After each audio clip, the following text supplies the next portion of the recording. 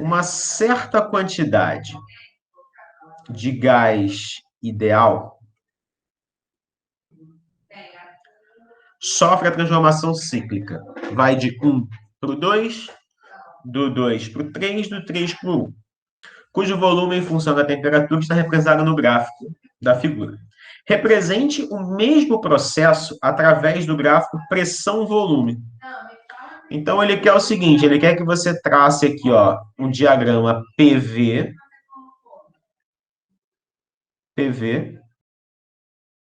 representando as transformações.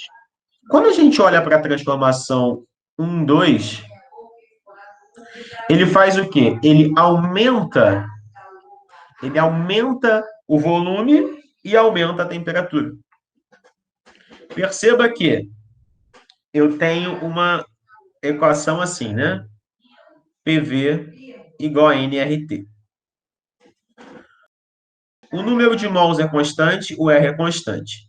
Só que a temperatura aumentou e o volume aumentou. Isso indica para a gente que se eles aumentam linearmente, esta pressão aqui tem que ser uma pressão constante. Se a pressão é constante, isso indica que essa transformação é chamada de isobárica.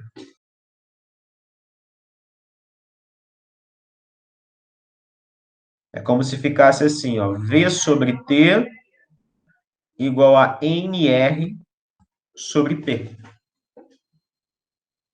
E aí, ó, o volume aumenta, a temperatura aumenta, isso aqui tudo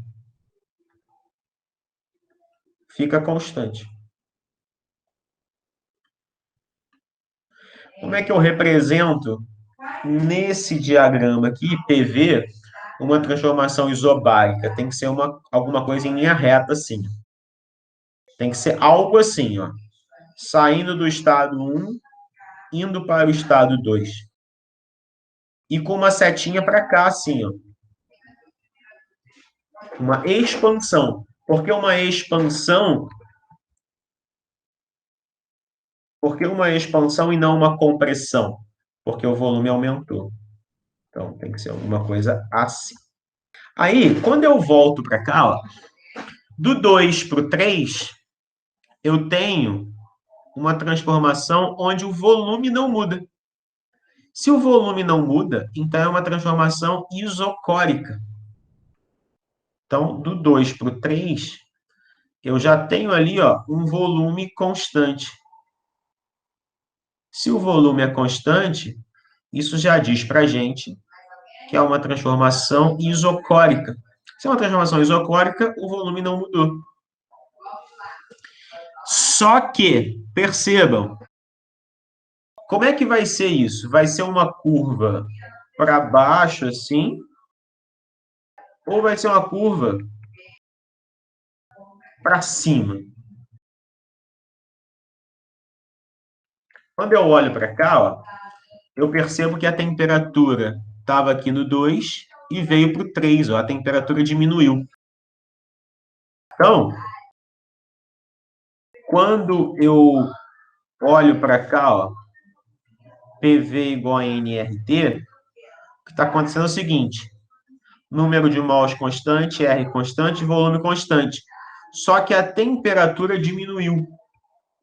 E aí a minha pressão tem que diminuir. Eu poderia arrumar assim, ó, pressão sobre temperatura igual a NR sobre V. Aí eu faço a mesma relação lá de cima. Faço a mesma coisa aqui, ó. Isso aqui é constante. Se a temperatura pelo gráfico ali sofreu uma queda, se a temperatura diminuiu, a pressão também tem que diminuir. Então, eu vou ter aqui uma curva, ó, assim, ó, daqui para cá, para o estado 3.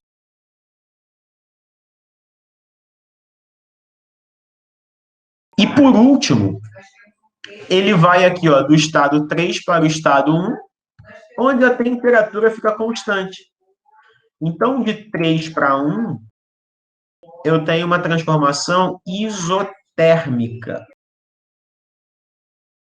Transformação isotérmica, porque a temperatura é constante. Essa temperatura sendo constante, eu posso pegar ali, ó, PV igual a nRT, e aí eu tenho aqui, ó, número de mols constante, R constante, T constante.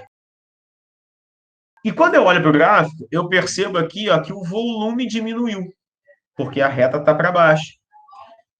Como volume e pressão são grandezas inversamente proporcionais, se o volume diminuiu, a pressão aumentou.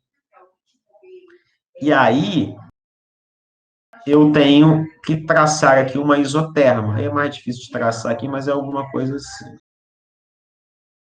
Uma coisa assim. Vindo daqui para cá.